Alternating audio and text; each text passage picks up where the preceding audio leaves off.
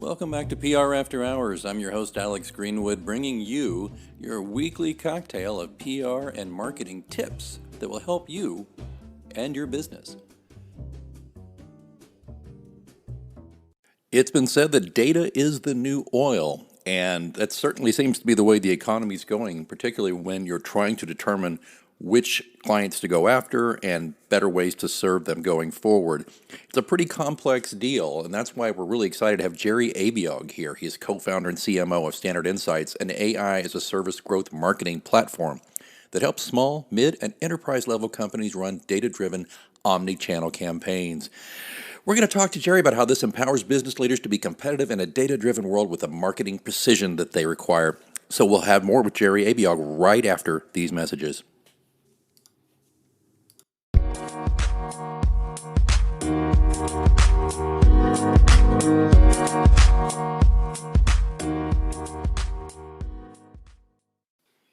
Hello, listeners. It's me, Alex, from PR After Hours. I hope you're enjoying the show so far.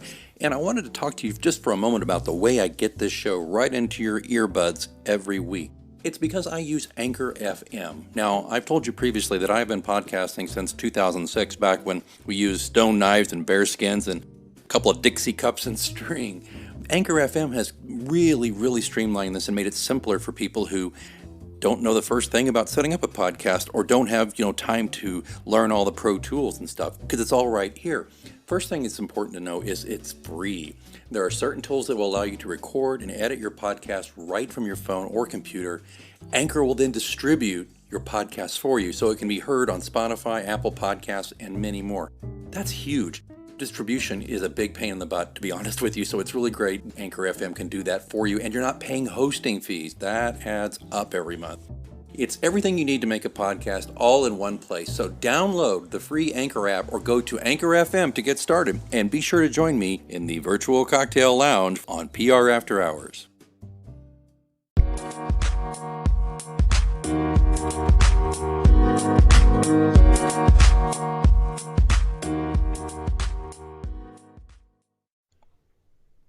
It's been said that data is the new oil. I'm not sure if that's true or not, but I've got somebody here who might know about it, and he'll know a lot of reasons why PR professionals and marketers should not be afraid of getting into data. And I'm very excited to talk to Jerry Abiog, who is a leader in the artificial intelligence sector. And we're going to hear about his journey to starting his startup, as well as all the tools that he and his company have created to help PR people and marketers and business people in general do better to reach their customers and keep their customers happy. Jerry, welcome to PR After Hours. Hey, thanks, Alex. Appreciate you having me on here. Yeah, it's great. So you're co-founder and CMO of Standard Insights. And Standard Insights is an AI service company, for want of a better term. Why don't you tell us a little bit about Standard? Yeah, so it's an AI as a service growth marketing platform. And what we do is we help businesses of all sizes execute data-driven omni-channel campaigns. And why is this important, Alex? Well, it helps that business target the right person with the right product or service at the right time, helping drive both top and bottom line growth. In the end, we help businesses become competitive using AI in a data-driven world. Okay, so let's hear a little bit about you. I did a little digging around, by the way, and I see that you and I have one thing in common. And you're probably not sure what this is, but here we go. You went to University of Cincinnati, right? Mm-hmm. Well, the greatest tight end in football is a Kansas City Chief, Travis Kelce, who also went there. Kelce brothers, right? You know that. Yeah, yes, yeah. Now that's buds, because I know you guys won the Super Bowl, right? Indeed, we did. And the Bearcats. Thank you for mentioning that. I've been on over 25 shows, and there was another person that mentioned about my college. So thank you from the bottom of my heart as a big Bearcat fan. Oh man, thank you for sending us the for Travis. I mean, they're both great, but of course we're most thrilled with Travis. But let's learn a little bit about you and kind of your journey into getting Standard Insights going. Yeah, so I've had roughly 25 years in sales and marketing experience. And roughly 9 years ago was my last corporate job. And when I left my corporate job 9 years ago, I started my own business helping software companies with sales and marketing initiatives. And over the course of time, I've had some great clients and some clients that have had successful exits. But the one client that didn't go so well was, I mean, I'll be honest, Alex, is a total bust, total failure. It was an AI machine learning company, and they say you learn the best not from your successes and wins, but your failures. So this happened, I think, going back 3, 4 years ago. And while working with this client, and I remember attending a bunch of different trade shows, I learned two things.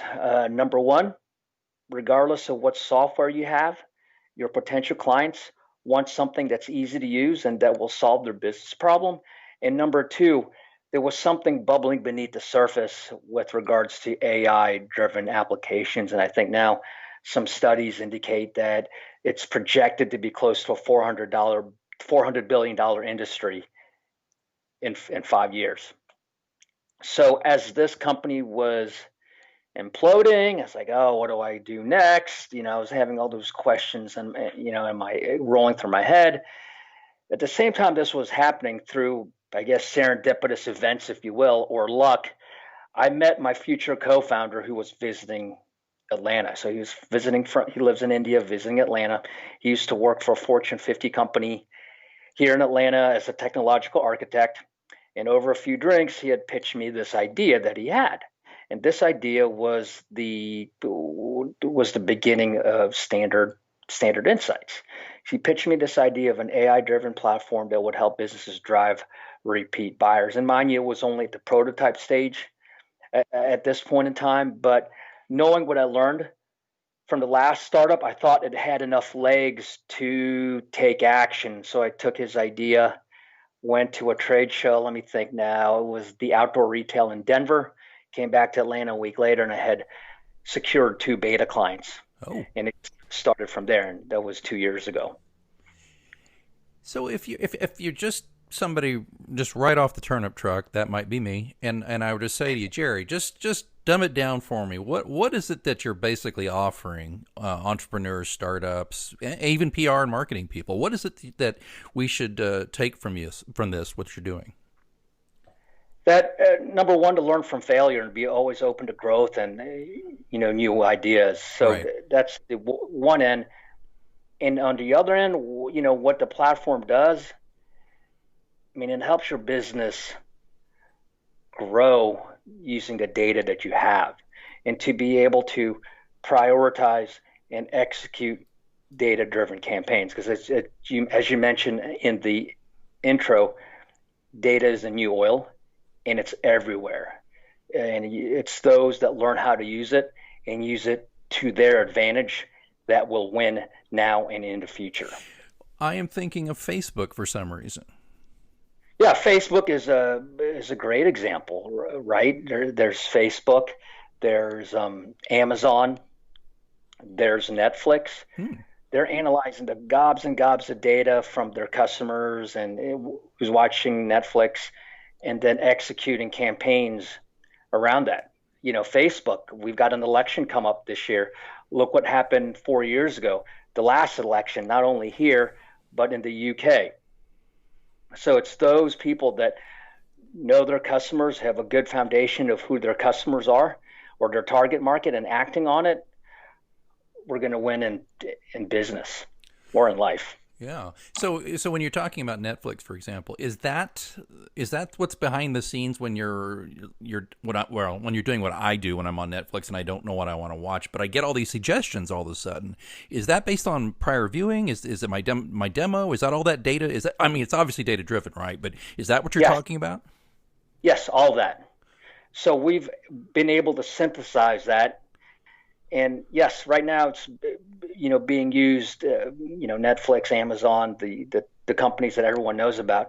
Now we've synthesized that platform and bringing it into the small and mid-sized businesses. So all the algorithms they're using, they're mainly open source. So we took the open source algorithm, sprinkled in some of our own proprietary algorithms, and put that in one easy to use platform.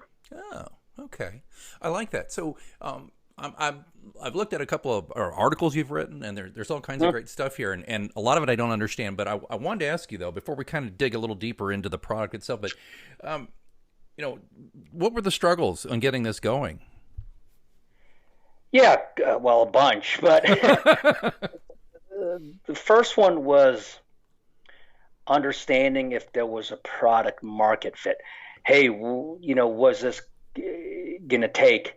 And then next is, even if you have this big giant tech stack, are you able to synthesize your pitch that would solve someone's business problem that could be easily understood by non-tech people? So going back to the product market fit, one of the things that we looked at was looking at competitors, and we've got three or four on the top of our heads.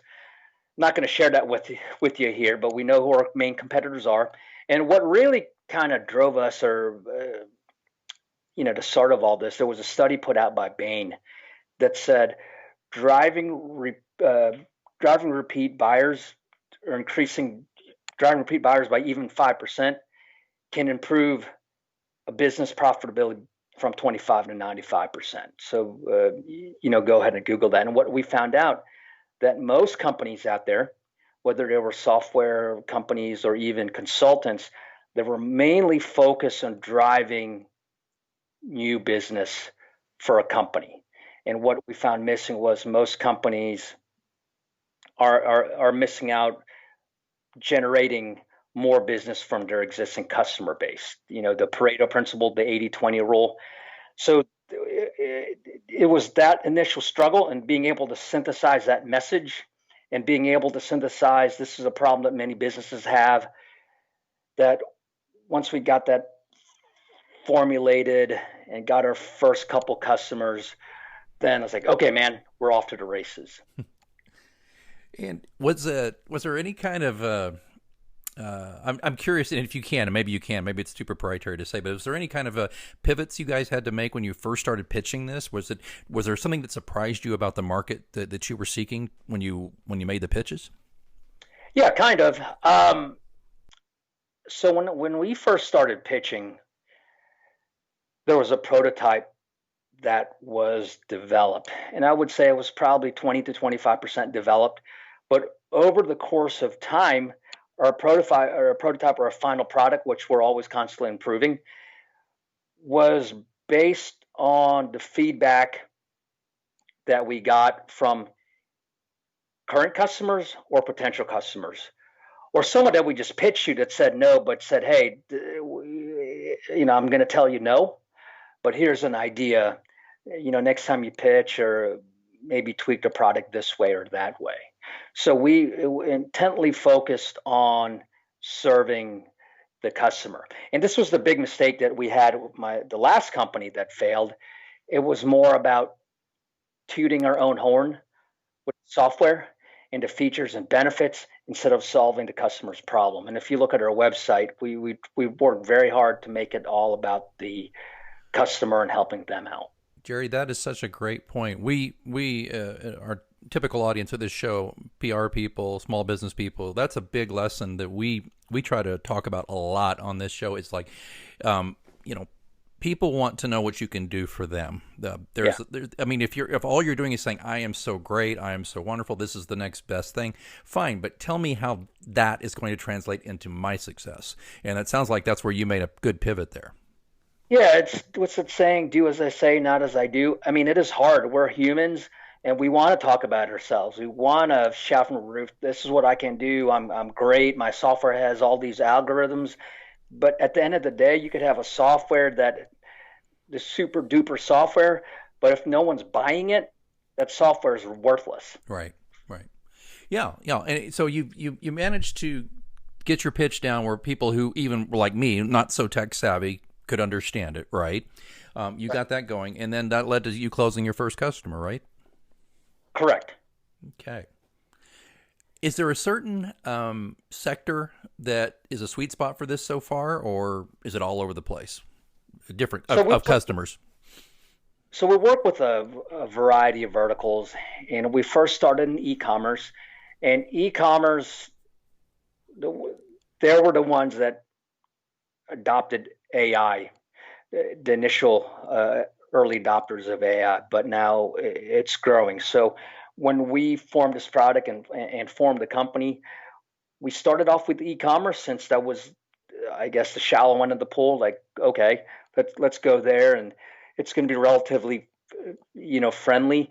But we wanted to go beyond e-commerce, so we're looking at brick and mortar. If you go to our website, we're starting to work with finance companies, and the one thing that we're working on right now is with restaurants.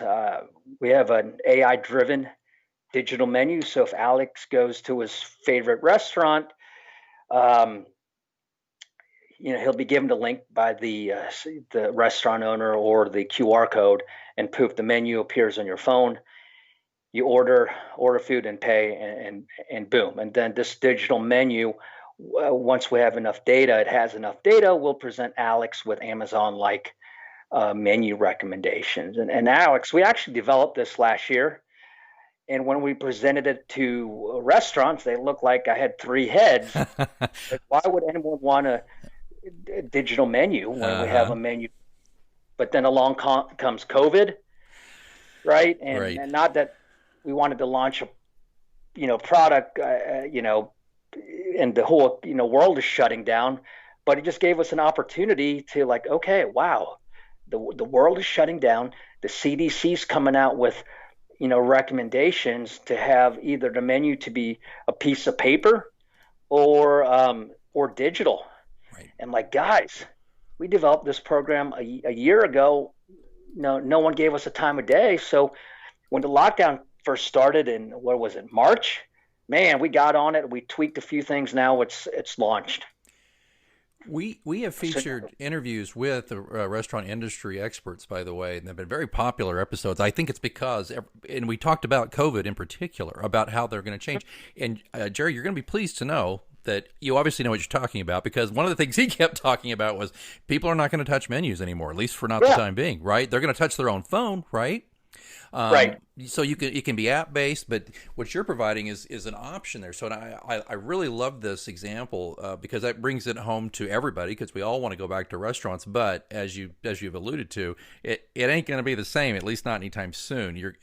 We're opening up now, but I mean, I don't know about you, Jerry, but I'm not super comfortable going to a restaurant yet, but I may. But the one thing I know I don't want to do is be jammed in with a lot of people. I don't want to touch anything I don't have to touch.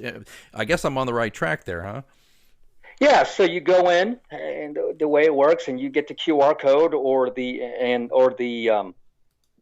web link, order the food, and once we get enough history on you, so for me, I like hot wings, and I like light beer, pilsners and lagers. If I drink anything heavier to IPAs, I get a headache. So now, if you're the restaurant owner, and say Alex likes the heavier beers, the IPAs and mild wings. You come in, you got the link, and you're looking at the menu, and maybe taking a little bit longer than you should. And now there's a recommendation for you on dark beer or an IPA or mild wings. And if I go to that same restaurant, it's a Pilsner or lager and hot wings for me. And if I'm looking at my menu, not knowing what do I get, and then that comes across the screen, and you hit order, wow, okay, wow, that they know who I am. They know what what I like, and boom. So you order, you're happy,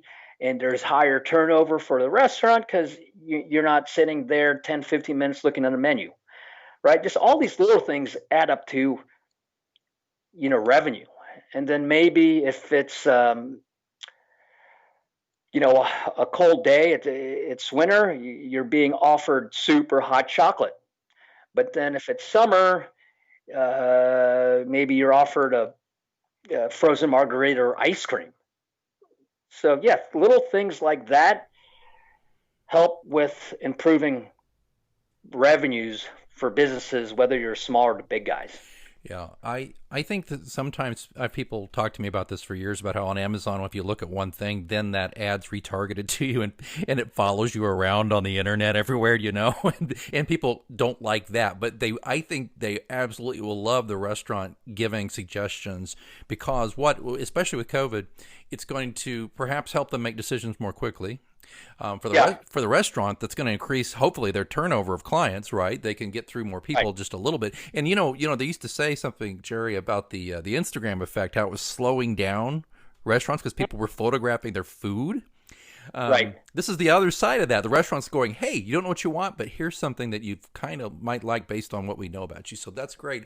I'm looking at this really great article that we're going to link in the show notes, Jerry, that you did about the democratization of AI and how it can help businesses. And you've got a really powerful example here of two restaurants, and both have 2,000 customers.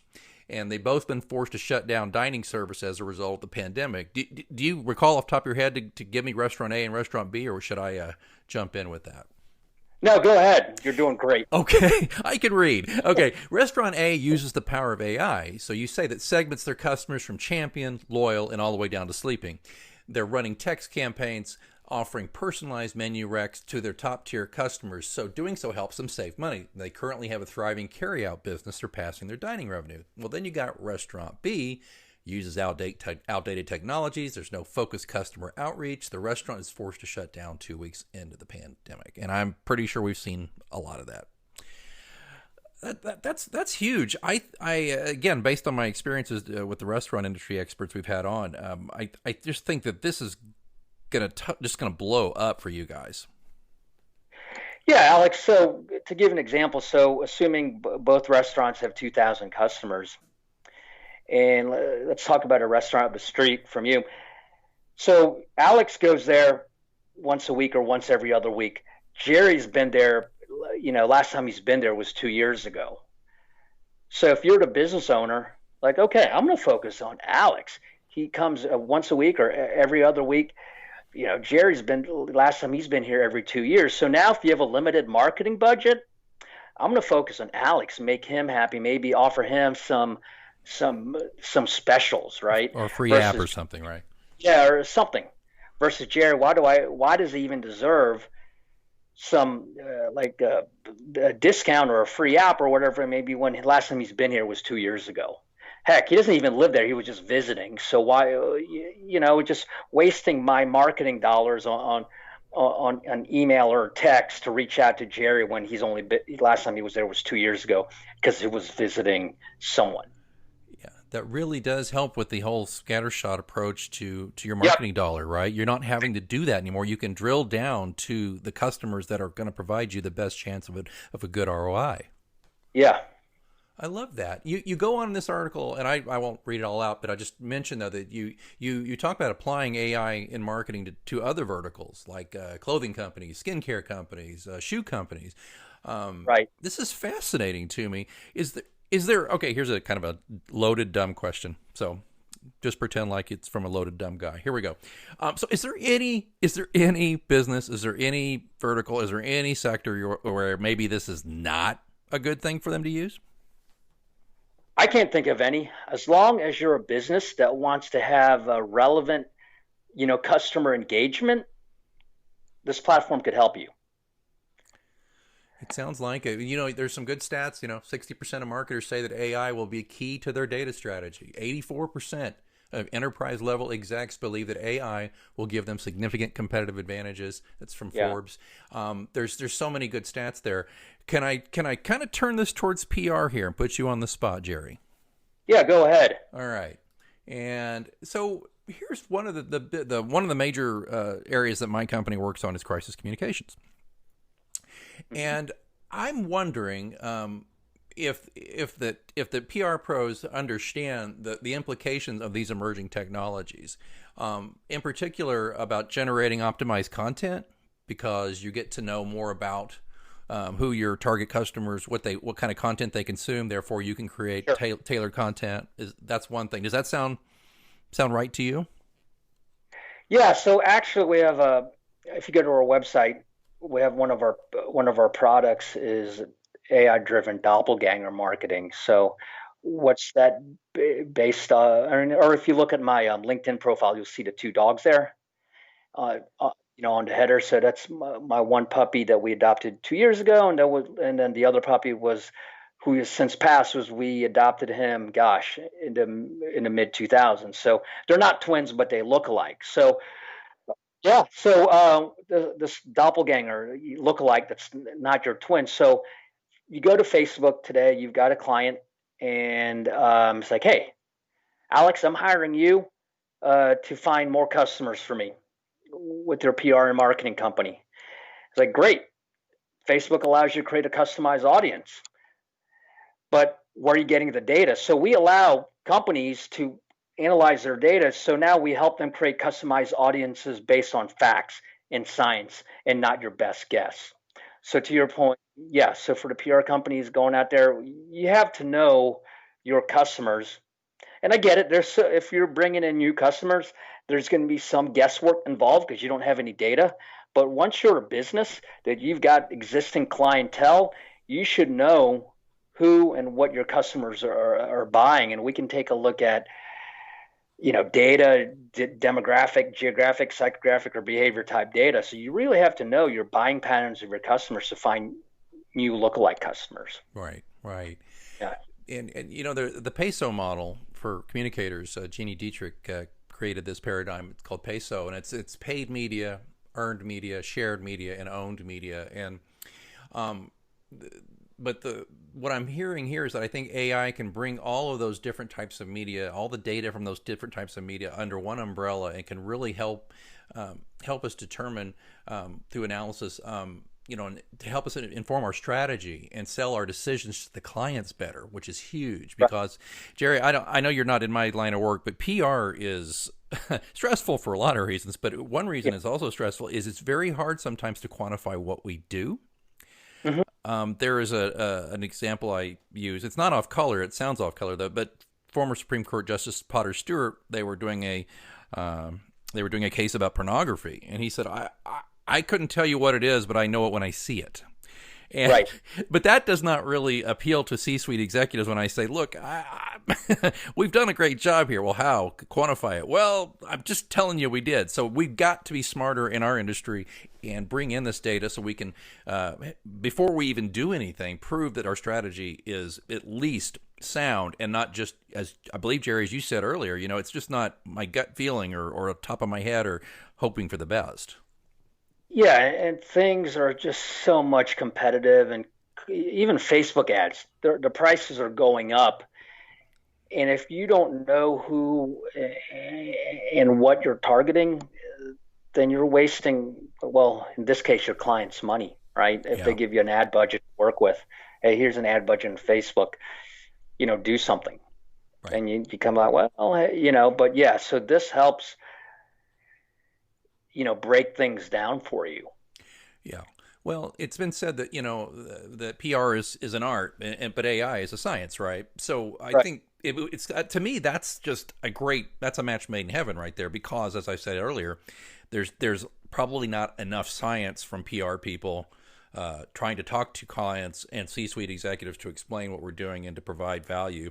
So I love this because listeners, we're not only talking about reporting on the back end, as we already said, but we're talking about perhaps informing your strategy on the front end so you don't waste time, because you can use the data to understand the client and understand what the client's objectives are and who they're trying to reach much more effectively. That's what I get out of this. So, Jerry, I want to ask you one more PR related question, then I got a couple more. I know you got to go, but I wanted to make sure I ask you. Now, we do a lot of crisis communication work, and we talk about it a lot on this show.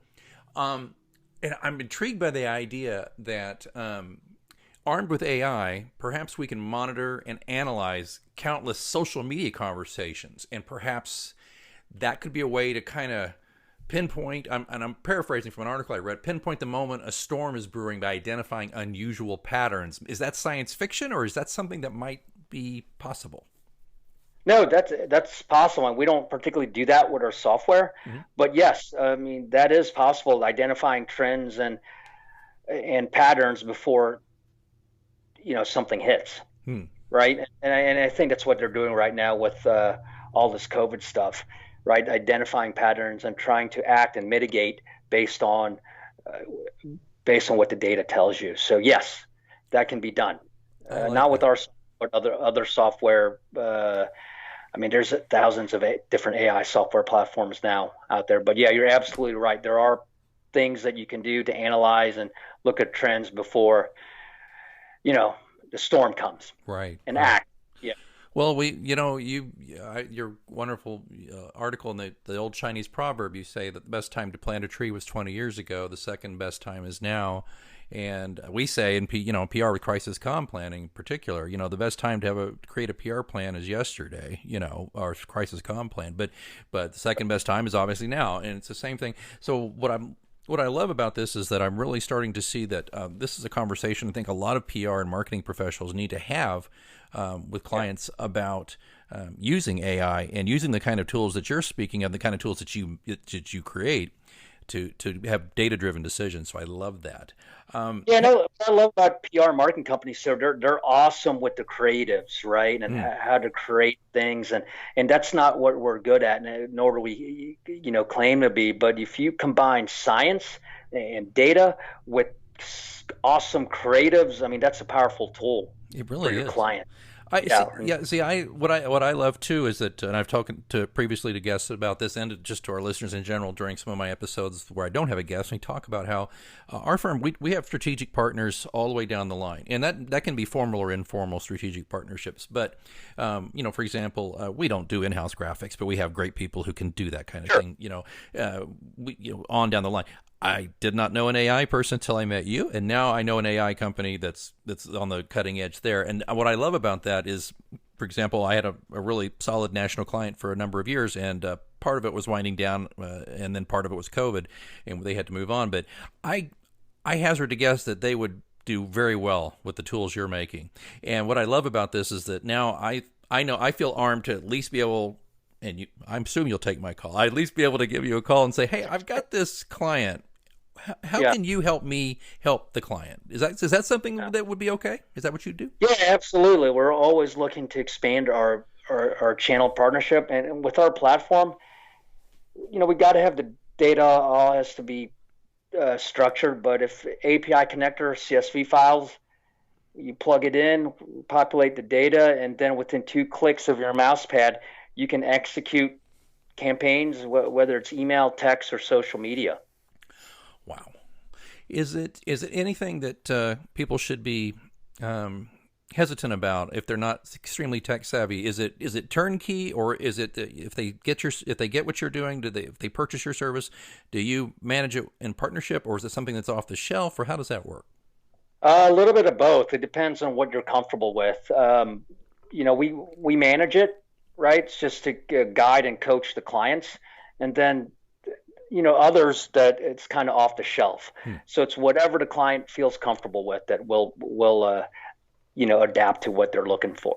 Okay. Well, this has been fascinating, and could I just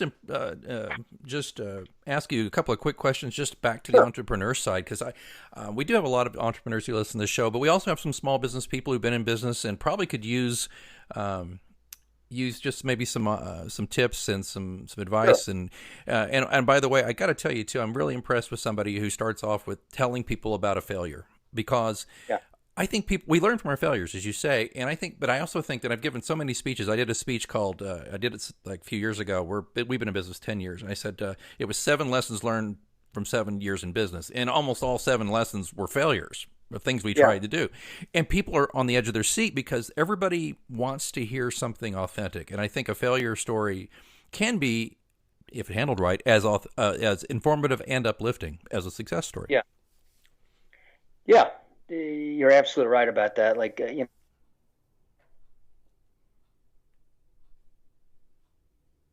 Uh-oh, Jerry. there. I don't know what Oh, happened. oh, Call. yeah. You said I was absolutely right, and then went silent. Sounds like my wife. Yeah. It was a. So you're absolutely right with failures, right, and learning from them. Because yeah, I had some successes in the past where the company, they had successful exits. Hey, where's my check? You get the check, but that success did not lead me to co-founding Standard Insights. Hmm. So yeah, take it for what you know, learn from your failures and you grow. And if I didn't learn from the failures and knowing what customers would want, they want something that's easy and solve their problem, and knowing about the growth of AI down the road, then yeah, I wouldn't be here. Hmm. Cool. And with COVID-19, what I always tell my listeners is it's going to be with us for a bit, but probably not forever. And Right.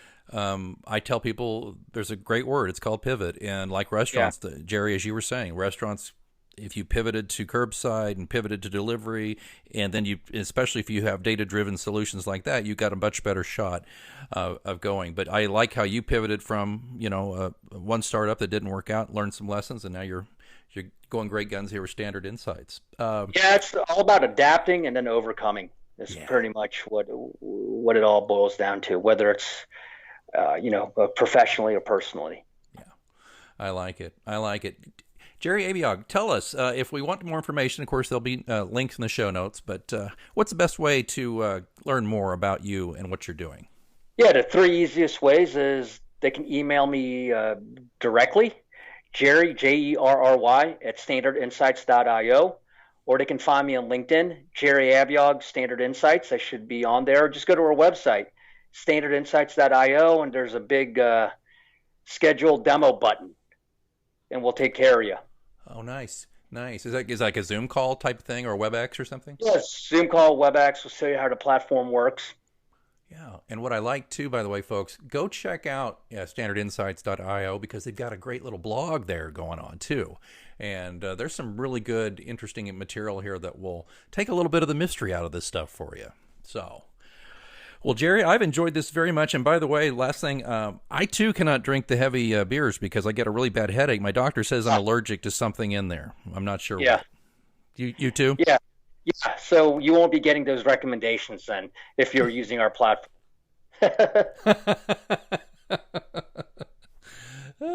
All right. I tell you what, I was out in a trade show in Denver when I was first taking Standard Insights out there, and they had these happy hours, and they were all like these heavy IPAs and syrupy tasting beers. I'm like, I can't drink this, but yeah. So you will be getting those recommendations, not if you're using our platform. See, folks, and if you're a restaurateur listening, and I know we got a few since we started talking about restaurants, just telling you, this is a great way to know because, sometimes I'm my own worst enemy too. I'll be like, oh, that beer probably won't hurt me. No, that's a bad lesson. Jerry, so great, so great. We learned so much. Standard Insights, co-founder and CMO. Sir, I appreciate it. We wish you well. And of course, we'll be looking forward to hearing great things from Standard Insights in the future. Thanks for being in the virtual lounge here on PR After Hours. Hey, thanks, Alex. Thanks for having me on. Oh, you know what that means? Looks like it's last call here at your virtual lounge for PR news, views, and interviews. Don't forget, you can ask me a question anytime. You can do it through our Twitter account, which is @HoursPR, or even better, you can send me a message vocally. I would love to hear your voice, and I'll answer it on the show. There's a link in the show notes. All you have to do is sign up through Anchor FM. It's free, doesn't take long, and you record your message. I get the message. I will play your audio. Just give me your first name and the city you live in, and then I will answer the question to the best of my ability right here on the show. Don't forget to, if you're enjoying this podcast, you can support it and help increase the frequency and value of the show. Just consider being a sponsor for your brand or your agency or just yourself because you're like, I like this show. Or just drop a few coins in the virtual tip jar. Either way, there's links in the show notes. Please check that out. All of that, of course, being in the show notes where you're listening right now or at prafterhours.com. I see that they're turning up the lights. Last call is over, and I've got to clean up this virtual lounge. And until next time, I'm Alex Greenwood, and you've been listening to PR After Hours on Anchor FM.